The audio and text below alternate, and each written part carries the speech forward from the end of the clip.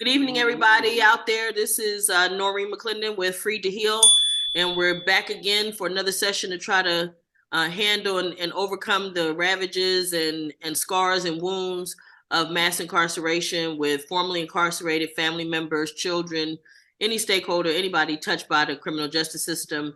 And I have a gentleman who wants to say something before we get started. You know, the guy who was saying, tell the truth and all that. And let me just make sure you understand the context. It was when you go on a job interview and they ask the question, have you ever been convicted, that you tell the truth. I just want to make sure that the people listening know what it is, so that when you say what you say, that it helps. Most of the time when you tell somebody you killed one or two people, the chances of you getting that job is slim and none. You know, that's why I say, and I picked that up from Sister Teresa about telling them no, because most of the average people, when you say you killed somebody or more than one person, they want to get so damn far away from you that you don't have a fair chance. You know, it ain't who you are now. They're going by who you were when you killed somebody. And also on paper, but let me tell you what I'm sure the answer to the question. I want to say something too, Noreen, before after you get done. Well, go ahead and say what you're gonna say, and then I'll say what I gotta say. Well, I want to just say this. I don't know how long it's been since my man had been on a job interview. You know, are you saying I'm old? I'm saying you might be misinformed about the situation, because they can't even ask you if you've been in jail anymore. I mean, they can do background checks after the fact, but if they ask you if you've been in jail or anything about that, you can actually sue now. That's something they can't even do that now. So and of course, once they find out what it is, you might not get selected. You know, you might get discharged from wherever it is, but you can't even really think about that type of negative energy when you're going forward in your life. It happens. You know what I mean? But they don't even ask you that anymore. And if they do, you can definitely sue them. So that's just to be known for the people. There's a couple things that I want to say. Number one, normally the question was that you would be answering no to, that I'm sure is what Sister Teresa was saying to you, was, have you been convicted of a felony in the last 7 years? Normally that was the question. There are certain kinds of employers. I know the city of LA, the county of LA, and I think the state of California, those employers and several others have taken the question off of their application, but it still becomes a part of their background check. Technically, they're not supposed to go back further than 10 years, but they do. And I know James just went through this. And so they find whatever it is, which is why the advice to tell the truth, which is what Rufus did, is actually in your best interest.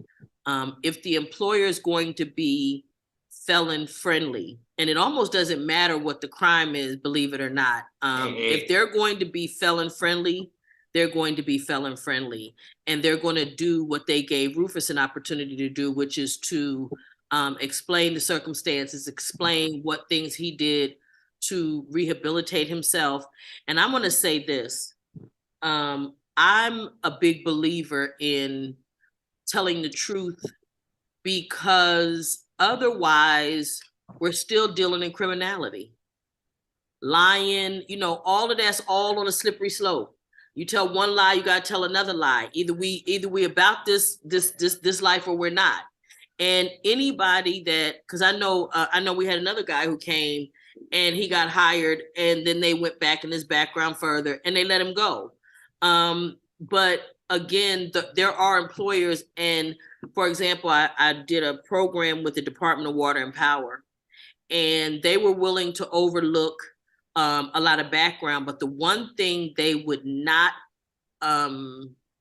forgive under any circumstances is if you lied on the application. If you told a lie, that was automatic disqualification. That's why they asked them to get their the sheets, get their rap sheets, and make sure that they didn't leave anything off. Because, you know, if you live in a life, sometimes you might forget about that one time they took you in and let you go, right? But they wanted to know everything. And so we had several people that were hired with them with backgrounds, but the issue became, if you lie, you really put yourself out of it. Because what it does for them is it solidifies somehow that you still don't get it. Criminality. You still a criminal, and you wanted to say something.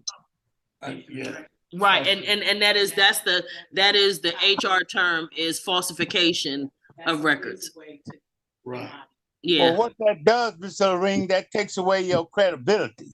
Absolutely. Right. It absolutely takes it diminishes your credibility, and anything that you would say from there saying, well, I'm reformed, it just makes it less believable. Well, what happened if they? But wait, go ahead. But wait, Pike, let him finish, and then you can ask your question. I want y'all to understand something. Any train company is federal. They don't have a statute. And a lot of companies, what they're doing is they're not asking you. What they're doing now are credit checks. And credit checks show where you last lived and the time before that. And from that, your case and your everything pops up on that. So now, I talked to 2 attorneys I've been dealing with behind my case. And what they told me is this: we all have not been convicted in the last 7 to 10 years. True, true. The thing is, you mark no and you go to explanation. Because we have not been off parole longer than 5 to 7 years, that helps them do a background check. It's not because of the conviction, it's because of the time that we've done, and we haven't been off parole longer than 5 to 7 years. I went to exoneration thing in Watts a couple of days ago. Well, Saturday, I believe. And when I went to that, the lady told me, she said, how long you been out? I said, 3 years. She said, no, for your case, you have to have 10 years clean before you can even think about having your case exonerated. So when you think about that, think about this. When you fill out your application, no, you haven't been convicted of a crime in the last 5 to 7 to 10 years, but put no and put explanation. I did just get off parole at such and such date. So what you're doing is you're beating the credibility. This is what the attorneys is telling me. You're beating the credibility aspect of it because you are being truthful. The fact that I was convicted in 95, but I just got off parole 2021. So I only have 2 to 3 years off parole. So I have to now write, no, I haven't been convicted. But in the explanation point, I say, but I just got off parole at this date, because all of our driver's license, and think about this too, all of our driver's licenses are new. None of us have a driver's license older than a year or 2. So that right there raises a red flag. That itself is gonna raise a red flag. You 40, 50 years old, why you just get a driver's license a year or 2 ago? That's another red flag. So that's why the attorney has been schooling me on how to do it. And I'm telling y'all what the legal beagles that actually fought with this case actually tell me now to do. And my cousin used to be HR for the airports. She said, we hire felons, but you put on there you wasn't convicted at this time, but in the explanation, right, you just got off parole. So that's your credibility into where the airports is. So you're not lying, technically. Awesome. And you wanted to say something, Pike? Yeah, they asked me, well, how many robberies I've done. Thank you. Who the fuck can remember as many robberies as I've done? I mean, it used to be like going to work. That was your work, but thank Thursday or goodness, Friday. like Terrell said, thankfully you're not even applying for no jobs, okay? Because he's still trying to get checks from us. Remember, he come on here every week and ask which one of us got a check for him. So we ain't listening to him. We ain't gonna worry about it. Shit, I'm Right. Larry, put one in for your Check it for cash. company too. Anyway, y'all. So Check listen, it. so Larry, hey, Larry, hold on. yes. Let me say something that quick. Go ahead, sweetie. When I was at San Quentin, I was in LA projects, and we had groups on this job thing that y'all discussing right now. And the thing is, if they ask you, have you been convicted in the last 7 years, and you say no, you're being truthful. It's the wording of the question. As long as you're being truthful, you're gonna say, I haven't been convicted in the last 7 years. And then once you get the job and they fire you later on, now that's discrimination. Now you can sue them, like the other gentleman was saying, you can sue them. As long as your crime has nothing to do with that job, say they hired me in the bank. They find out I've been convicted for robbery, robbing banks and robbing this, robbing stuff like that. Now I can't have the job. But as long as my crime have nothing to do with that job, I could sue them. And I'd rather go ahead and get that job and let them fire me and sue their ass. I'm still getting paid because of their discrimination against me. You know, Let me tell you. Hold on. Let me say this though. Discrimination is extremely difficult to prove. Just letting you go after you've been there, particularly if they organization. Let you go, wait 1 second. If they let you go in your probationary period. If they let you get past your 90-day probationary period, it might be something, but usually they will come back before that 90 days is up and let you go. Once they have gone back, I made it to 89 days. 89, and I'm telling you that right before that 90 days, and they let them go. So again, there are various ways, and I understand, and the notion to sue to say that this was discrimination is very difficult to prove. It's very difficult, but I wanted you to finish your point. Okay, now, like I was saying, they got an organization that help us on things like that they do all the work as far as suing, so we don't have to worry about going through all these trials and tribulations that they might put us through. Now, I have all the information on this right here. So, like I say, it's discrimination either way it goes. That's why in certain prisons, they took the CDC off the prison clothes because of how it discriminates against us from rehabilitating ourselves and become a better person for society. But, I ain't got all the answers to all the questions, but like the other young guy was saying a minute ago about suing them, he is so right about that, because we can sue them if we find the right people to help us to see what we're trying to do in life like that.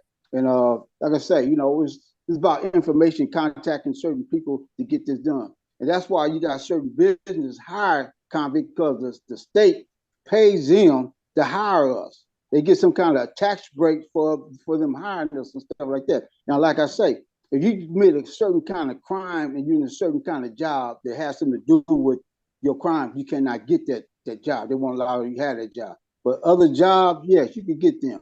And like I say, you tell the truth, just like you say. If I ain't been convicted of a felony in 7 years, I'm being truthful. I haven't been convicted of a felony in 7 years. Mm-hmm. And so it's like, yeah. But, like I say, one thing I would ask you to do is, if you said there's an organization that will help, if you have that information, certainly please share it. I'm not asking you to look it up right this moment, but please, for the benefit of anybody that's on now or anybody that may listen to this, if you have the information or the contact person for that organization that will help, by all means, I'm bring it to you. I'm going to go and let I'm gonna bring it to you. But then share it with us, okay? Okay, I'm gonna bring you this information, the paperwork on that. Okay. All right. Hey, Miss Maureen. Wait 1 second. I gotta let Pike say what he was gonna say, because y'all know he always accused me of never letting him talk. Never mind, he done talked 5 times tonight, y'all, and we ain't been on here. But hold on. All right. One thing, and I ain't trying to be funny, but you can always say you work for the Department of Correction, because I worked 35 years before I got to where I couldn't physically work no more. And I got paid those 35 years. I didn't get much, but I still worked for the Department of Correction as a plumber. And I actually have heard that recommended by people too. Kit, you was going to say something else? Okay. The whole point of this subject was this. Okay. I tell people to tell the truth. I have been convicted of 3 murders. Mm-hmm. I've always told the truth when I was asked, have I been convicted of murder? Mm-hmm. I've been hired by some of the best companies in Los Angeles. I've been given a chance because I proved without a doubt I'm a reformed criminal. Mm-hmm. And I've been proven. There's a company called Urban Academy that hard to hire convicts. They gave me my footstone and showed me that no matter what your past is, you can move past that. And once you get a job history pass, you can move from that job to another job, to a better job. Mm-hmm. If you always tell the truth, they cannot fire you later on down the line saying we found this in your past, because you already exposed your past. Believe this here. Your past will come up and you got to stand up and face it. Mm-hmm. Don't believe that nobody ever going to see you and say, I don't know you. People walking down the street, I don't even remember me. You that kind of guy, always Kid. Know that. You that kind of guy, Kid. You memorable. That's what you're trying to say, Kid. No. What I'm trying to tell but it's you true. No, but you're right, though. Listen, all jokes aside, Kid, you're absolutely right. You're absolutely right. You know, I was born and raised in a whole nother state, right? But I can tell you, there's almost nowhere I can go in this town and don't run into somebody that I know. One of the things that I always say is you are going to follow you everywhere you go. It's one of the reasons why it is important to be who you say you are. One of my experiences was, and I might have said this to you guys before, I managed Little League football teams for a lot of years, and then I started doing hardcore gang intervention.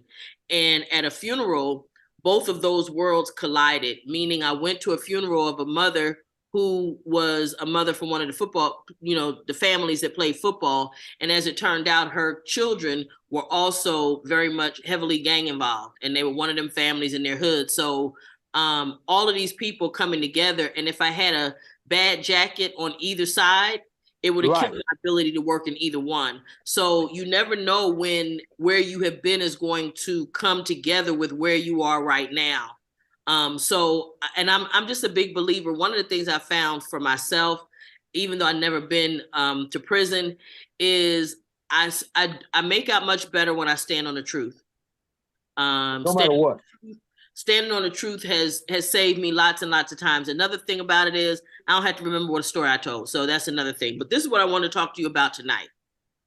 There's another one of those subjects.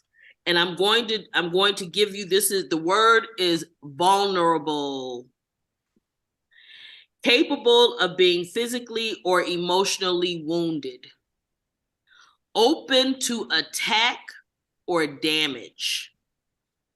Liable to increased penalties, but entitled to increased bonuses after winning a game. That's another one. But the ones that, the first two definitions, capable of being physically or emotionally wounded and open to attack or damage. And so what I wanted to do was I wanted to start off giving you guys an opportunity to discuss some questions that I had about being vulnerable, because in prison, being vulnerable takes on a lot of different forms. And I wanted you guys to talk first to me, because Pike said I talk too much. I wanted to give you guys an opportunity to talk about in prison, what were ways that you were vulnerable and things that the definition of that while you were in prison. And again, this is open for conversation for everybody. Please just chime in and get in where you fit in. Yeah, Miss Lorraine, I would like to start. This happened in 2014 at San Quentin State Prison. I used to have a PET machine, a PCAP, and it made noise. And one night, I fell asleep under this PET machine.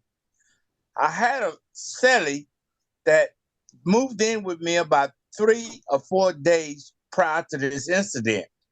As I was sleeping, he got down off of his bunk and he attacked me while I was asleep. And I thought it was a dream at first. But when I started coming out of the sleep, he had already swollen my face. He had hit me with a hot pot, and side of my head was swollen.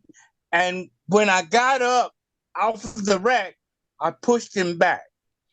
And so the guard had just passed. And at that very moment, after he did that, attacked me, he got up in his rack and went to sleep. I got up and started boiling water. I was going to throw this hot water on him. But something told me 2 wrongs don't make a right. So I waited to daybreak and I reported it. I had an incident and I need to see a doctor. And they asked me what had happened. I began to explain after they had took pictures of my swollen eye and my head, what had went on. So I told them I had just got a new cellmate and I no longer want to be in the cell with this man because of what had happened. Well, at that point, they either do one or 2 things. They separate you or they'll ask you to sign a marriage. A marriage is where you want to retaliate against someone doing something to you. They didn't do any of those things. And so they wind up separating us. Well, it went on about 3 weeks after that had happened. The guy that attacked me while I was sleeping wanted my apology. He wanted my forgiveness for what he had done. I thought about that, and I said, I can't be angry enough to forgive this guy for what he had done. Although my better self said, no, get him back. You're in the joint. And when it got out that this had happened and you didn't do anything about it, they think that you are weak. Then you become very vulnerable. And I carried that on for years and years and years. Well, there was a group of guys that I had befriended, and we had been doing things together, working and things like that in prison. They wanted to help me do something to this guy. But I told them, I said, no, we're not going to do anything to this guy, because at the time he felt really remorse. And he spoke to me in front of them because they were ready to do something along with myself. And so I said to myself, it's better to forgive than forget. But I went on and I shook the guy's hand, and that was behind me, and from that day to this day, I am very careful about being locked up in an area with somebody. But after that incident, I got single cell status, and I didn't have to worry about no one being in the cell with me anymore. And that was one of the better things that came out of this. I have a tendency to believe God had ways to work out every situation. And I'm a true, firm believer that in God's will, things will be better. And I took that as a bill of salt. But my mind was to throw this hot boiling water on this man. But I would have created a problem for myself. And Absolutely I did. You would have. Absolutely you would have. And I'll tell you something. It took a lot more strength and a lot more courage to not retaliate than it would have to actually have done that. In addition to the fact that it could have caused you to have another sentence, another case for having done that. I see. Okay, neighborhood legal service, but Terrell, you had your hand up. Well, I was just actually gonna say just basically speak on those two entities that I just put it in the chat. Los Angeles Legal Aid Foundation and the Neighborhood Services for Legal Aid. Those are two nonprofits that will help anybody, especially people coming out of jail and in reentry, with any legal issue. And if you have anybody that discriminate against you, contact them people. Because they don't mind suing. They don't mind going after people. You know what I mean? That's what they do. You know, and it happens out here. And, you know, a lot of people be scared. I ain't gonna say nothing, I'm just gonna let it pass. No, don't let it pass. Because even if it don't help you, it's gonna help the next person. And it's gonna tell them people they can't just keep doing that to people. You know what I'm saying? So Awesome. So okay. So you know, you gotta fight for your rights when you're out here. But that's what it is. And I did the same thing with a CO. I was about to scold that CO with some hot water and baby oil, and my homeboy from Grapeseed was like, "No, man, don't do that, don't do that," because he took my food out the microwave, and we got into it, you know. And he was a punk ass CO in the feds. He was one of the Doom Squad people. He thought he was tough, and we had got into it before he had went through my mail. And this time he had took my food out the microwave, took my bowl out the microwave. So I was finna douse his ass with that hot baby oil and water and give him a whole new face. With my homeboys like, "No, man, don't do that, don't do that." And lo and behold, he ended up, the same person that stopped me ended up hitting another CO across the head with the bottom of a mic stand and going to 88. And before I go to Pike, one of the things I want to say, Mr. Steffens, about your story and your statement is that because that was part of another one of my questions about the potential consequences of being vulnerable in prison. So one of the potential consequences of you not retaliating would be that people may consider you weak, and now you become a target and you become more vulnerable because you didn't retaliate. But again, when you put it in the big picture and you look at what happened, you wound up in a situation where had you poured that water on, had you scolded him with that water, they never would have put you in a single cell status, right? So then however long that lasted from that point until you came home, you had single cell status.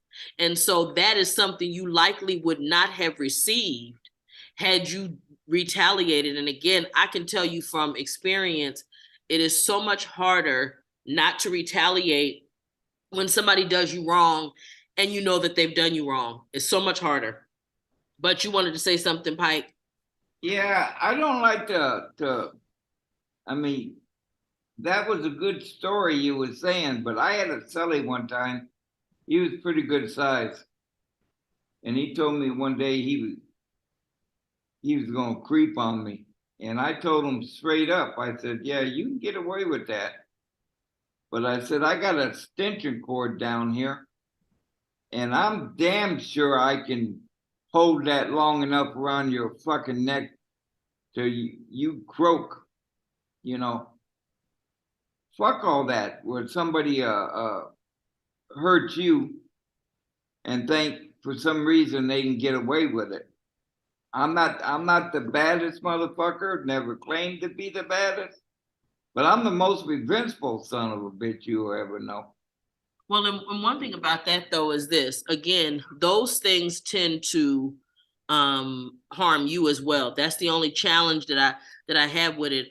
When you rise above that, again, you learn a strength in you that you never even knew that you had.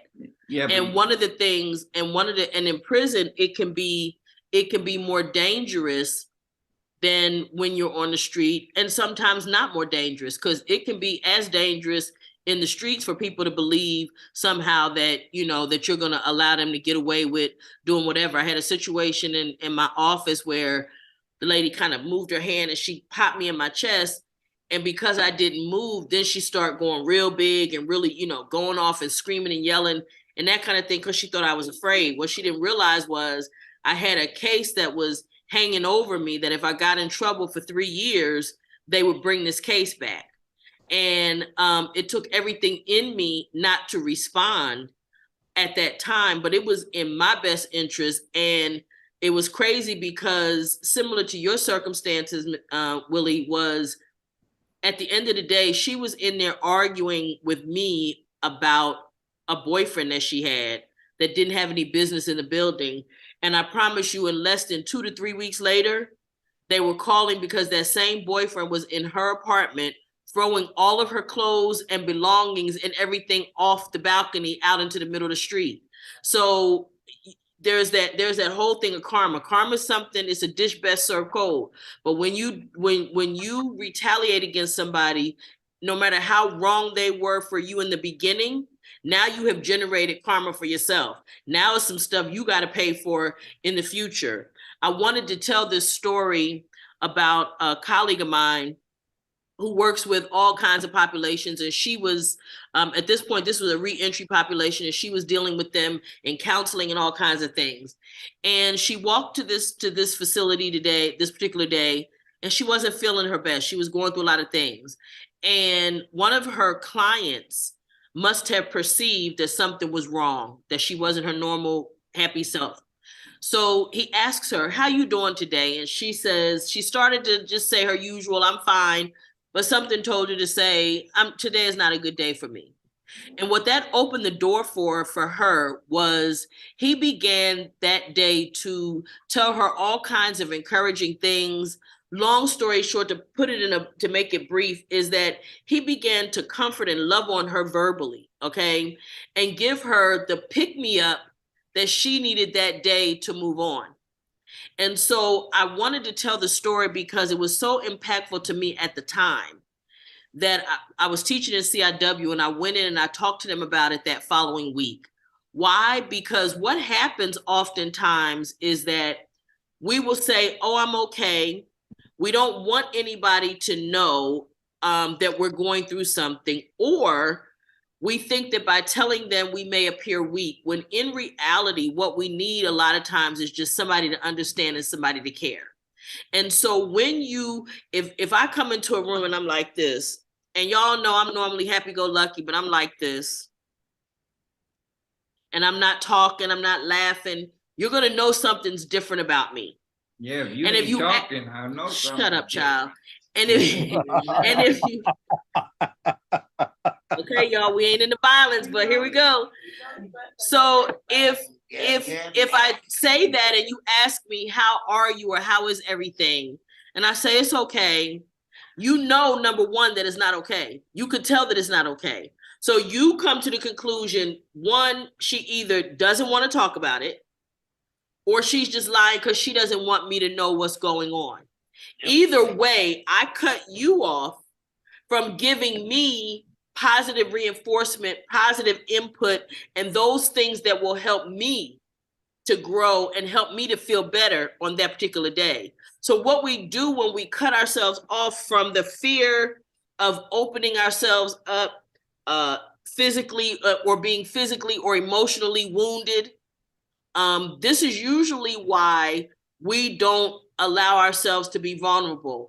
In relationships, men and women often put up a wall because they don't want to be emotionally or physically wounded by the other person. Well, what happens is you don't run the risk of being wounded, but you also, I put it to you this way, when you cut off pain, you also cut off pleasure. They're the opposite side of the same coin. And when you reject one, you reject the other. So when you cut off the opportunity to be physically or emotionally wounded, you also cut off the opportunity to be physically or emotionally satisfied, helped, loved on, cared for, and caressed. Okay. And so I wanted to bring that to everybody's attention because we tend to cut ourselves off. And whether it's in relationships, and particularly, I thought it was an interesting topic for our group, because all of you all knows what it's like to feel vulnerable. I mean, anybody that's been to the penitentiary had their first day incarcerated. And I can't even imagine that that is not a day that you felt vulnerable. That first day incarcerated, because you didn't even know what was going on. I felt vulnerable the whole time. Say that again. I felt vulnerable from the substation on when the police were chasing me, because I was chased by Firestone. So the Firestone called me. They gave me boot therapy from the point where we ran into the lady's house with the car, because we was in a high-speed chase. We went into this lady's living room.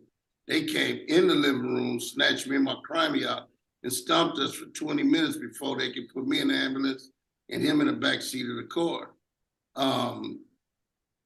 The vulnerability is a moment where nobody likes to admit, and that's that moment when you first walk in, your first time ever walking in the county jail, and you don't know what's going on, and you better not touch that John Wayne wall, or you better not look at John Wayne, or you got scraped, or you seen that dude jumped on by 45 guys getting disciplined and you didn't understand what discipline was. Those are the times when you felt you're most vulnerable, that nobody wants to admit. The other vulnerability time is when you first got out of prison. That's another vulnerability that you felt, that I felt when I got out of prison. I wasn't ready for society. I thought I was, because everybody talked to me and told me what they felt like when they paroled, but it's never the same. Everybody's circumstance is different when they come out of parole. So when they parole from prison. So the vulnerability is the things of that, and the relationships with your family, not a relationship with your woman, because we talk to her on the phone all the time. But the vulnerability of family that hardly ever wrote, that hardly ever sent a message. But as soon as you got out, they come up and want to hug on you. That's the first thing they want to do. Old cousin or old brother or old sister, glad to see you home, and you don't know this person. How many kids then came up that you didn't even know? That's a vulnerability. And they have the ability to wound you emotionally. And that is what we don't want. And one of the things, another reason I wanted to have this conversation with this group is, at the Francisco homes years ago, a guy was talking about, in our group, we were out on the porch, and he was saying that he had not used his EBT. And he hadn't used it because when he was a kid and they were on welfare, he was embarrassed. And he used to hate it when he was on welfare. You had to tear the tickets and, tear them out the book and get the right amounts and so on and so forth. And it took a long time, and people, he felt embarrassed. Well, he had a couple of months worth of food stamps and stuff on his card, and he said he didn't know how to use it, and he was afraid. He didn't want to. He was embarrassed, and he didn't want people behind him in line, getting irritated with it. Well, as it turned out, because he was brave enough in that moment to be vulnerable and to take a chance on being attacked or ridiculed or any of those things, which would wound him emotionally, somebody said, "Oh man, don't even worry about it. The next time you go, I'll take you and I'll show you how to do it." As a result of that, 2 or 3 other guys said, "I haven't used mine either," for the same reason. So by him being willing to be vulnerable and expose what he was afraid of, he opened it up for other people to be helped. My point for this conversation is this: particularly when you come home, there are so many things that you're going to need. And the thing you have to be willing to do is ask for help. Make yourself vulnerable enough to ask for help. The one thing that I love about the Francisco homes is that the men will help each other. The people in the house will help each other. They're not going to do everything for you, which I actually love also, because at some point you got to know how to do it yourself, right? You need to know how to get around. You need to know how to do all those things, but they will help you. They will assist you. And that is what people need. But you've got to be willing to make yourself vulnerable enough for somebody to help you. Nobody can read your mind and know your needs if you don't make those needs known. And the only way to do that is to expose what you don't know. That's another reason why people don't do it. They don't want people to know what they don't know. They don't want people to ridicule them. They don't want people. So you got to be willing to open up yourself and explain those things, your needs, so that somebody can help you. Okay. I want to give everybody an opportunity. Mr. Kane, comments, thoughts? I think there's many different types of vulnerability, right, that we discussed. There was the physical vulnerability, there's emotional vulnerability, intellectual vulnerability, right, financial vulnerability. So we're talking about so many different facets of vulnerability. And the thing is coming out of prison, we really have to open ourselves up for almost every single one of those. Yeah. Yeah, and that's the thing is like last week I got hit by a car walking the street. So right, that's my right. physical. We're trying to make sure you stay out the street. That's right. We did have that, didn't we? Yeah. So that's the physical vulnerability, right? I'll Yeah, say. and then, and then especially like yesterday I had a talk with my ex-wife, right? And throughout my incarceration, I was very guarded emotionally. So, vulnerability has a lot to do with guarding yourself, protecting yourself, right? So when I finally talked to her face to face, I removed all those and I just laid it on the line and I said, this is how I felt and this is how I feel about you and the ball's in your court, and that's something that, I never did before, so now coming out here, I've only been out like less than 2 weeks, but I have to apply the things that I learned inside, because if I don't, what was the whole use of even learning them in the first place, right? Right. Yeah. So that's why I realize now, like, well, being the tough guy and doing all that, well, what did it lead me? Yeah. Right. Yeah. Yeah, exactly. A whole lot of years behind bars. Exactly. So And now, cut off emotionally, physically, financially, and all of those things from all the people that you love, and created that. But one of the things you said that I think that's really important is the reason that we use for not expressing or becoming vulnerable is the protection of ourselves. We want to protect ourselves, but the cold part about that is that people will gather around you and help you protect yourself if you're willing to be vulnerable. Thinking about Mr. Steffen's case, right? Literally, his guys were around him, but guess what? They were willing to come around him and protect him, but then also the system, which don't never protect nobody, ultimately protected him as it went forward. So that is usually the reason that we don't. It's the walls we put up, and those same walls again is a two-edged sword, right? The flip side of the same coin. You can't cut off pain without cutting off pleasure, right? You can't be protected if you're not willing to willing to let somebody know you need some protection. So I'm very impressed with your understanding in these 2 weeks that you've been home and been a part of this group. I really appreciate your openness and the things that you have said in these 2 weeks. And I'm really glad that you're with us. And I'm sure you're going to be successful at Reentry. I'm positive about it. And I thank you for your comment. Mr. Charles. Thank you. Can I ask you to comment?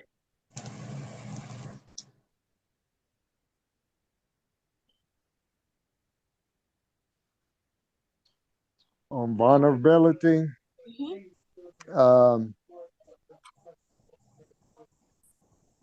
it's something that we all deal with, but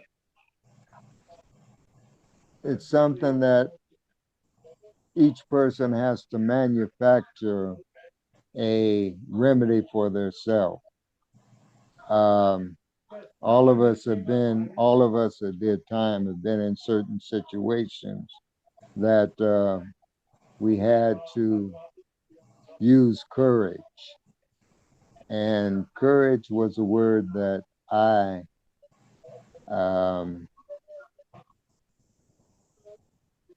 I've encountered it many times, and I made a issue of remembering what it actually entails. And courage entails the ability to face danger without fear. And that's rather hard when you confront it with something that you can't get away from. However, in looking at the bigger picture, you realize that you have to be bigger than the other person who has you confronting a situation that you don't necessarily like, and you don't want to deal with it. What I've told myself in my confrontations is I'm more afraid of myself than I am the other person. Right. Because I don't look at half measures. You either do it or you don't. Mm-hmm. Understood. And you know, I mean, when I say I do it, I'm going to the max, Mm-hmm. to the absolute max, Mm-hmm. so that there is no repercussion, no get back, no nothing. You saying goodbye. Mm-hmm. So the ability to open yourself to being vulnerable is an act of courage. Yes, it The is. ability to face danger without fear. And the only way that I got around it was, like I said, looking at the bigger picture and taking the responsibility on myself that I'm more afraid of myself and what I'll do, which, you know, basically that what I'll do will X me out too. Right. You know? Right. It's going, I mean, you gone, but I'm gone too. Right. So and so what good was that, right? is that what I want? You know, Yeah. what does that solve, you know? Yeah, my ego, you know, is pumped up and I probably ain't gonna have no more problems, but the point is I done X myself out. Right. You won't have no problem with that person, but you got much bigger problems now. Now you got a whole Yeah, other issue, right? So yeah, it's I like got a you whole won life the to battle, but live. you lost the war. Yeah, Yeah. exactly, And I just exactly. want to say one thing that on something that you said.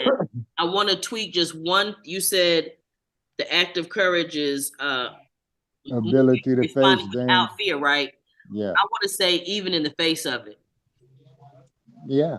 Right. So responding even in the face of fear, right? Fear of a whole bunch of things, moving forward anyway. And I really appreciate your input on this topic. And it's funny because as you began to talk about it, and I'm looking at you and I'm thinking to myself, this ain't a person that like to be vulnerable, like the concept of No, like, no. woo, like even just try to talk about it, like I could feel your body language, like, man, that ain't something I do. No. Hey, God made man and Winchester made them equal. Okay. Thank you for sharing. I think. I don't know. I think on that one. Okay. Mr. Smith and Jones. Western then. Thank you again, Charles. Mr. Jones. For me, vulnerable. This is a good topic because I'm a small person, and when I went to prison and got locked up, I was even smaller. So I felt vulnerable, like you said, when you walking in that first substation. You know what I mean?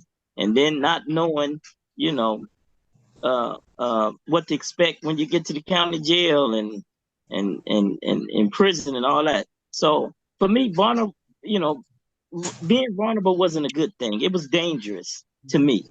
I felt when I felt vulnerable, I felt like my life was kind of like on the line. You know what I mean? So it was a feeling. It was a dangerous feeling for me. So I had to step up to that fear and overcome that fear with violence, though, and which is not a good thing. But that's what vulnerability was for me before. But now I welcome it. I welcome it because it's to me it's just not knowing, and I'm okay with not knowing because I'm okay with asking, asking for help, like you said, Noreen. So, um, um, yeah, just that's how I see vulnerability now. I'm confident enough in myself to ask the question, and to accept the fact that I don't know. So That's I'm good. okay. That's powerful. Yeah, I'm okay with being vulnerable right now. And I'm glad because what it does is it also opens you up to assistance, to being loved on, to being cared for, to being shown a different way, which are things, again, that when you cut off one, you cut off the other. So these are ways that you can benefit from it at this point and use it to your advantage. Now, I will say this, one of the things I've learned is to exercise some wisdom with who I'm vulnerable with and in front of and around. Right. Because you got to learn. I mean, everybody ain't your friend and everybody don't mean us no good. And that's the truth. And those people still exist. But at the same time, selectively choosing who you are vulnerable around is important. But the other side of it is too, even if you expose yourself to that person once, don't mean you have to keep doing it if you find out that. Exactly. That's what I like about what you just said, because sometimes you don't have control over the situation of being vulnerable. Because I'm like your phone muted. It muted. My phone started ringing. Okay. So I can hear you now. So I'm vulnerable. I mean, I'm confident enough in myself now to say, no matter what the situation is, I can walk away from that one, or I can speak to that one and be like, okay, that's fine. That's whatever you think about that. I'm okay with that, and be okay with it. So, but like you said, I'm not going to be vulnerable to that one again. Right. So I get it, and I like that. Thank you. That's awesome. Thank you, Oscar. Can you unmute for me? Wait a minute. Unmute for me, Oscar. Try it again.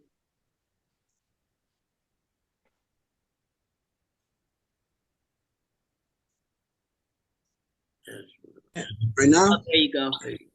Good. All right. Now, let me share you vulnerable. I don't know how to pronounce very well that word, but we always are vulnerable because when I was in my cell, I was blessing, like I always have a lot of food. Every time I have a cells, I would like to share my food with them, but sometimes they take advantage. For example, they go to a store or canteen. I was happy every time they go to canteen, but next day they don't have no food because they spend their money, their food with drugs or a lot of stuff. And they always asking me, oh, can I borrow the soup? Can I borrow chocolate? Can I have this one, that one? I always share with them, but they never pay me back. And when I was so tired, I told them, hey, you know what? I don't like you told me you pay me, you never pay me. It's a lot of problem. That's one situation. Another situation when I used to play sport, I used to play baseball and soccer. Every time another team lose, if they don't know how to play. When you know how to play sport, they're really mad. They attack to you. And sometimes we don't want no problem. I don't respond back. They take advantage when you respond back. That's you always in prison are vulnerable no matter what. Right now, I feel vulnerable because if somebody attack to you, nothing you can do because they go to arrest you no matter what. That's my opinion right now. Yeah, and somebody had mentioned one time when we were talking, and I think it might have been you, James, was saying you were more, and somebody was talking about they were more concerned about the people outside, like just because it's a different thing. So there's vulnerability everywhere, but again, I wanted to balance the conversation and let you know that sometimes being willing to expose that vulnerability more often than not is going to help you as opposed to hinder you, as long as you couch it with some wisdom. And it's not just with everybody. I'm going to go to Lionel and then I'm going to come to you, okay? Go ahead, Lionel. If you can, any final thoughts for you about the topic? Yeah, you talking to me? No, thank you, Oscar. For Lionel. Okay. Kit, what about you? Okay, can you hear me? I sure can. Okay. Vulnerability is just, to me, even in times of trouble, even when things are going bad, I take everything now to God and I put it on God's feet. Mm-hmm. And I've been praising God even when things are going bad for me. And now I've been rewarded. God has truly shown me his ultimate power. And I know for a fact that God is a miracle worker. And don't let nobody tell you he ain't. Take your problems to God because he can handle it. I love that. And for some people, they don't understand that, and I don't care what you call it, how you do it, you got to understand there's something higher than you out here. You got to understand that there's a power that operates the universe that's bigger than you. And I'm going to prove it to you right now. I need somebody on here to tell me how many times you blinked your eyes today. Ha ha ha. Power higher than you did that. I'll wait. Yeah. Mr. Bradley, can you unmute now and talk to me? Final comments? Yep, I can. Vulnerability to me is something like Charles said. I'm not going to allow myself to become vulnerable for anyone because simple fact, like the other gentleman said about going to prison, going to jail, couldn't be vulnerable because either someone's going to take advantage of that. A lot of people will take advantage. Even the police will take advantage. But we always had to have our guard up because the consequences, the things we face while I was in the county jail. And then it's like it's trauma for me. It's trauma to leave myself vulnerable, so I always gotta be on guard. But I would ask for help because I'm not ashamed. I don't have that low self-esteem no more to ask for help. So to me, vulnerability and low self-esteem goes into play with that right there. It's like I'm confident in myself, but I'm not going to allow myself to be vulnerable. I had to build trust. Someone had to build trust with me. Then I could allow myself to be vulnerable once we establish trust with one another. But everybody don't get that trust, It's like something that's got over time got revealed. I got another question for you, Nareen. I got one more question for you. Yes, sir. I wanted to bring them papers to you, and I see the 4th of July is Tuesday, right? Mm-hmm. Oh, yeah, huh? And I want to know if you're going to be, huh? No, we won't be doing it 4th of July, boo. Hopefully. Okay, so I want, go ahead. If all goes well, by 6 o'clock on Tuesday, I'll be a little tipsy somewhere full with my feet kicked up, eating some good food, tipsy, okay? If I have it my way, I'm glad because it didn't even occur to me, but yes, Tuesday we won't be having group. Okay, so the next week I'll be bringing it to you. I'll be getting some copies made and bring it to you so you can share with everyone here. Awesome, and I'm going to come to you, James, next. But what I want to say is, I want us to remember this: that when you have built up the walls to not be vulnerable while you were in prison, when you come home, those same walls become an obstacle to healthy relationships on the outside.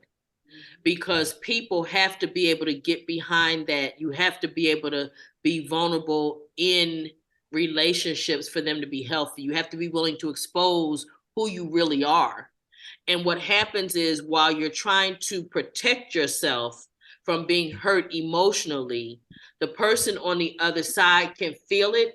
Even if they don't understand or know what it is, we feel it. Okay. And it becomes an obstacle for us. And so now everybody's playing this game. We trying to judge when we can and when we can't expose our feelings and when we can and can't. And what happens is it's always hit and miss. So just keep that in mind. James, you wanted to say something. I just wanted to say to the brothers that vulnerability is a teaching moment. Vulnerability is a moment of understanding. And the reason why I say that is because these groups help me. I deal with anxiety real bad. And being vulnerable with women, my family, and friends was real hard for me. And like Noreen said, it was a big wall. I didn't want to let nobody over that wall. I didn't want to let nobody through that door. I used to gauge how far I let you come to the door, you know, to the point to where it hindered me in a lot of things. But then when I became open and vulnerable, especially in this group, it opened me to a lot of things and different aspects of knowledge and growth in who I am as a person. Like when we start taking them groups serious in prison and start working on ourselves before we came home. Now comes the foothold. People gonna ask you, why do you still go to that group? I'm off parole. I've been on parole for a couple of years, but this is the best thing that ever happened to me is this group. So I tell people, the vulnerability can be a big hindrance for us, but the vulnerability can also be the big growth moment, the aha moments that we say when we're in the groups. Those are those moments of aha, you know, like what I tell everybody, my first thing was take my shoes off and put my feet in grass. You know, in prison, how many years we walked around. I mean, when you got up in the morning, you had your boots on before they unlocked the thing on the door or before anybody else wake up in the dorms. Now, you know, here we are at the beach. We the only ones out there with some sweat socks on and boots walking across the sand. That's awkward to the people on the street. They don't understand that. But we do. I understand that. If I see it, I know he just got out to pee.